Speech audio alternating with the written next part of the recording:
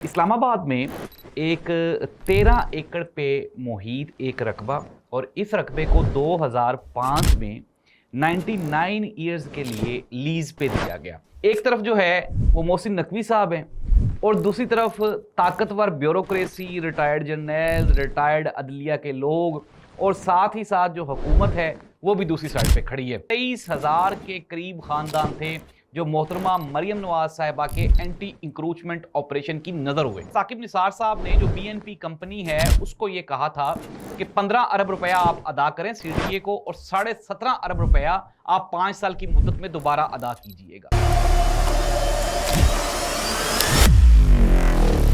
नाज़रीन, मैं हूं जाहिद अब्बास नकवी, आप देख रहे हैं हमारा सोशल मीडिया चैनल। आपसे रिक्वेस्ट है कि हमें सब्सक्राइब करें और अपने कमेंट से ज़रूर आगाह करें। इस्लामाबाद में एक 13 एकड़ पे मुहित एक रकबा और इस रकबे को 2005 में 99 ईयर्स के लिए लीज पे दिया गया और शराइत ये तय हुई कि यहाँ पे एक 5 स्टार जो ग्रैंड हयात होटल है वो तामीर किया जाएगा। लेकिन नाज़रीन, आज ये 2005 का वाक़या है और आज 2024 है। 19 साल में यहाँ पे कोई भी होटल नहीं बनाया गया और ख़बर फैली जब यहाँ पे होटल की बजाय एक ट्विन टावर बना दिया गया जिसमें अप्रोक्सीमेटली कोई 200 और 53 के करीब जो फ्लैट्स हैं वो बनाए गए।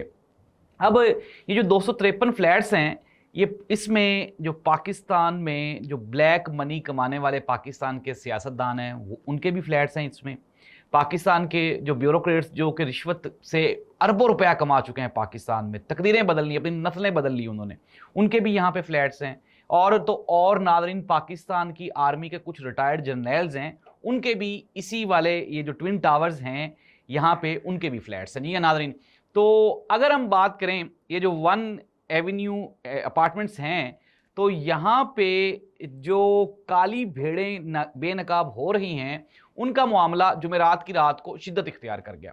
नाज़रीन, इस्लामाबाद हाई कोर्ट ने एक ऑर्डर पास किया और उन्होंने कहा कि चूंकि ये जो ज़मीन थी 13 एकड़ ज़मीन थी, ये लीज़ की गई थी होटल बनाने के लिए, लेकिन अब तो यहाँ पे अपार्टमेंट्स बन गए हैं, तो अब सीडीए को चाहिए कि वो इस इलाके को खाली करवाए। नाज़रीन, इंतहाई अहम स्टोरी है, आपने बड़े गौर से सुननी है। अब एक तरफ जो है वो मोहसिन नकवी साहब हैं और दूसरी तरफ ताकतवर ब्यूरोक्रेसी, रिटायर्ड जर्नल, रिटायर्ड अदलिया के लोग और साथ ही साथ जो हुकूमत है वो भी दूसरी साइड पे खड़ी है। एस्टेब्लिशमेंट और हुकूमत अब ये आमने सामने आ गए हैं। सबसे पहले मैं आपको बता देता हूं कि पीपल्स पार्टी के कुछ ताकतवर लोग हैं जिन्होंने यहाँ पे अपने फ्लैट्स बना रखे हैं। पीएमएलएन के भी काफ़ी सारे सियासतदान हैं, इवन के मेंबर ऑफ पार्लियामेंटेरियंस हैं जिनके यहाँ पे फ्लैट्स हैं, ट्विन टावर्स में यहाँ पे फ्लैट्स हैं। और नाज़रीन, अब जो मामला ख़राब हुआ वो कुछ इस तरह से हुआ कि हफ्ते की शब जो है, जुमेरात की शब यहाँ पे सीडीए ने कहा कि जी बिल्डिंग खाली करवाई जाए और इसकी ये जो लीज है 99 ईयर्स की, इसको उन्होंने कैंसिल कर दिया। सीडीए ने हल्ला बोल दिया पुलिस को साथ लेके और वो जो लोग जो वहाँ पे मुकीम थे वहाँ पे पुलिस ने उनके फ्लैट्स खाली करवाने शुरू कर दिए। अब चूंकि मैं आपको बता रहा हूँ कि इंतहाई ताकतवर लोग थे, इंतहाई ताकतवर लोग, रातों रात ही जनाब फिर जो है वो वज़ीर आज़म साहब को फ़ोन किया गया और पूरे मुल्क में एक तहलका मच गया कि जी इतने ताकतवर लोग हैं तो इनके ऊपर हाथ कैसे डाला जाए। बिल आखिर मियाँ मोहम्मद शहबाज शरीफ साहब ने इंटरफेरेंस कर उन्होंने कहा यार अल्लाह अल्लाह करके फार्म 47 की गवर्नमेंट कायम की गई है, अगर इस तरह से ताकतवर लोगों को नाराज़ करेंगे जिस तरह इमरान खान ने नाराज़ किया था तो फिर तो हमारी हुकूमत ख़राब हो जाएगी, ख़त्म हो जाएगी। तो मियाँ मोहम्मद शहबाज शरीफ साहब ने अपने एक ज़ाती ऑर्डर के ऊपर ये जो यहाँ पे ऑपरेशन हो रहा था उसको रोक दिया। अब यहाँ पे एक कमेटी बना दी गई है और हमारे जो वज़ीर कानून आज़म नज़ीर तारड़ साहब हैं वो इस कमेटी में शामिल होंगे और साथ ही साथ जो तलाल चौधरी साहब हैं वो भी इसमें शामिल होंगे। लेकिन दूसरी जानिब मोहसिन नकवी शदीद गुस्सा कर गए हैं ये जो ऑपरेशन रुकवाया गया। नाज़रीन, लाहौर में एंटी इंक्रोचमेंट ऑपरेशन होता है और लाहौर के अप्रोक्सीमेटली कोई 23,000 गरीब रेड़ीबान, आपको पता है रेड़ी वाले ठेले वाले मुख्तलिफ जगहों पे अपना ज़रिया मुआश कमाते हैं, अपने बच्चों का रिज़्क कमाते हैं।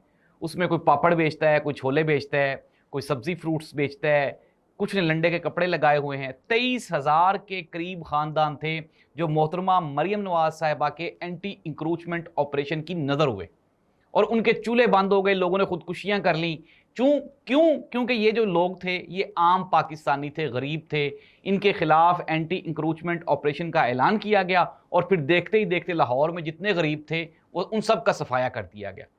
अब गुर्बत तो नहीं इस मुल्क में खत्म हो रही, लेकिन गरीब जरूर खत्म हो रहा है। हर रोज आपको एक नया खुदकुशी।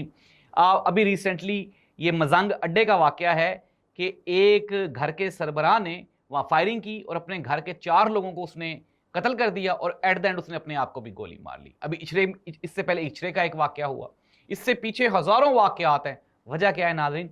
फाइनेंशियल डिसऑर्डर, कारोबारी मामलात इंतहाई डिस्टर्ब हो चुके हैं पाकिस्तान में। जितने भी सोर्सेज थे, कारोबार करने के जराए थे, वो सारे महदूद कर दिए गए हैं और अवाम को मरने के लिए छोड़ दिया गया। इससे पहले अगर हम इस्लामाबाद की बात कर लें तो जो नूरी मोहल्ला है बरी अमाम दरबार के बिल्कुल साथ, वहां पे एंटी इंक्रोचमेंट ऑपरेशन किया गया। 15,000 गरीब खानदानों को, उनके घरों को वहां से मलिया मेट कर दिया गया। लेकिन अब जब ये ट्विन टावर की बात आई तो यहां पे चूंकि काली भेड़ें थी, ताकतवर लोग थे, तो यहां पे हुकूमत के, सीडीए के और ऑपरेशन करने वाले जो इदारे हैं उनके हाथ पांव फूल गए, ऑपरेशन कैंसिल करना पड़ गया। नाज़रीन, हुआ कुछ यूं था कि साकिब निसार साहब ने, जो बीएनपी कंपनी है, उसको ये कहा था कि 15 अरब रुपया आप अदा करें सीडीए को और 17.5 अरब रुपया आप 5 साल की मुद्दत में दोबारा अदा कीजिएगा। लेकिन वो जो बीएनपी ग्रुप है उसने 5 साल गुजरने के बावजूद भी अप्रोक्सीमेटली कोई 2.5 अरब रुपया वो सीडीए को जमा करवाया और 15 अरब रुपया अभी भी ड्यूज है। ये जो कहानी है आप गौर से सुने, अरबों खरबों रुपए की ये जमीन है और अरबों खरबों में ये लीज दी गई थी, जिसको नवाजा गया वो भी हुकूमत के 2005 की बात कर रहा हूं। इमरान खान का तस्वुर भी नहीं था तब। 2005 में किसकी गवर्नमेंट थी, फिर 2008 में किसकी गवर्नमेंट बनी, फिर 2013 में किसकी गवर्नमेंट बनी, ये आप सब लोग जानते हैं। Pakistan Peoples Party PMLN, Pakistan Peoples Party PMLN. It means that कि ये जो ताकतवर लोग हैं इनका ताल्लुक भी पीपल्स पार्टी और पीएमएलएन से। नाज़रीन, कंक्लूड कर लेते हैं। अब ये जो कॉन्स्टिट्यूशनल एवेन्यू 1 कॉन्स्टिट्यूशनल एवेन्यू है, इसका मामला हुकूमत के लिए एक बहुत बड़ा इम्तहान है। वो तमाम गरीब लोग जिन्होंने अपनी, आप ये कहें कि मेहनत मजदूरी की कमाई से यहाँ पे कोई एक आध फ्लैट खरीद लिया है, वो तो बेचारे डूबेंगे ही डूबेंगे।